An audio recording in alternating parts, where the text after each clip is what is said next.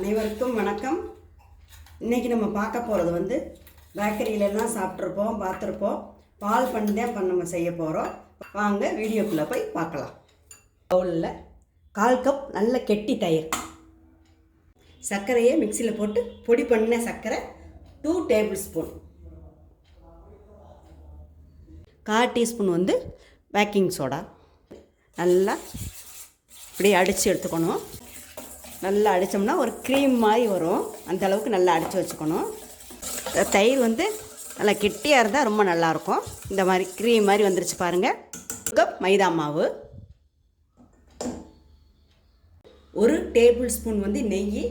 ரொம்ப கெட்டியாக இல்லாமல் இந்த அளவுக்கு இருந்தால் போதும். அது நல்லா பிசைஞ்சுக்கலாம். நல்லா பிசைஞ்சு விட்டுக்கணும். பிசைஞ்சு விட்டாச்சு.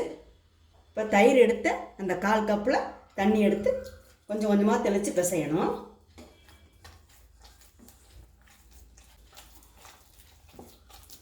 இன்னும் கொஞ்சம் தண்ணி தெளிச்சுக்கலாம்.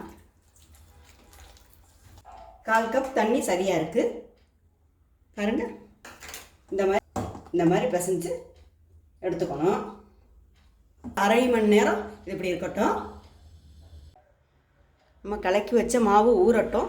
கொஞ்சம் வந்து இப்போ ஒரு சாஸ்பேன் ஒன்று வச்சுருக்கேன் பாருங்கள். 3/4 கப் சர்க்கரை போட்டுக்கலாம். 1/4 கப் தண்ணி. சர்க்கரை கரையட்டும். இப்போ நல்லா சர்க்கரை கரைஞ்சிருச்சு. இப்போதே கொதி வருது. அடுப்பு வந்து மிதமான அடுப்பில் வச்சுருக்கேன். இப்போ நல்லா கொதிக்குது பாருங்கள். ஒரு அரை கம்பி பதம் நமக்கு கிடச்சா போகிறோம். இப்போ பார்க்கலாம்.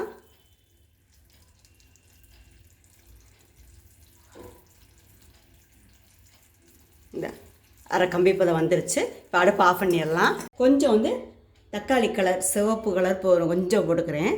லைட்டாக போட்டிருக்கேன். இந்த அளவு போகிறோம். இது இருக்கட்டும். அரை மணி நேரம் ஆயிடுச்சு. மேலே கொஞ்சம் நல்லா பண்ணு மாதிரி உப்பின மாதிரி வந்திருக்கு பாருங்கள். அடுப்பில் ஒரு சட்டி வச்சு எண்ணெய் ஊற்றியிருக்கேன். எண்ணெயில் கொஞ்சம் கொஞ்சமாக அப்படி விடலாம்.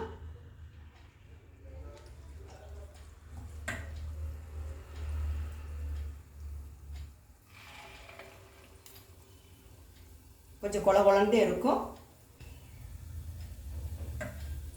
இன்னும் ஒன்று போடலாம். வெந்ததுக்கப்புறம் மேலே வந்துடும். திருப்பி விட்டால் போகிறோம். எண்ணெய் நல்லா சூடானதுக்கப்புறம் மிதமான அடுப்பில் வச்சுட்டு நம்ம போட்டு எடுத்தோம்னா கரெக்டாக இருக்கும். பார்க்குற போதே பன் மாதிரியே இருக்குது பாருங்கள். நல்லா குண்டு குண்டாக நல்லா உப்பி நல்லா வந்திருக்கு பாருங்கள். இப்போ இதை எடுத்துடலாம். இப்போ இதை பாகில் போடலாம் பாருங்கள்.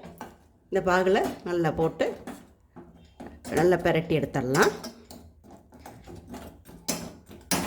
இப்போ எடுத்துடலாம். நல்லா பாகை வடிய விட்டு எடுத்துடலாம். எடுத்து ஒரு பாத்திரத்தில் வச்சிடலாம். சூப்பராக இருக்குது பாருங்கள். எல்லாத்தையுமே அதே மாதிரி நல்லா பெரட்டி விட்டுட்டு எடுத்து வைக்கணும். இதை எடுத்து வச்சிடலாம்.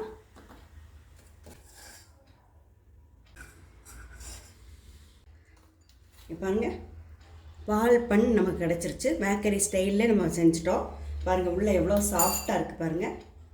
எவ்வளோ சாஃப்டாக இருக்குது. செஞ்சு பார்த்துட்டு எப்படி இருக்குன்னு உங்கள் கருத்துக்களை கமெண்ட் பாக்ஸில் சொல்லுங்கள். நன்றி, வணக்கம். இந்த வீடியோவை முழுமையாக பார்த்த அனைவருக்கும் மிக்க நன்றி.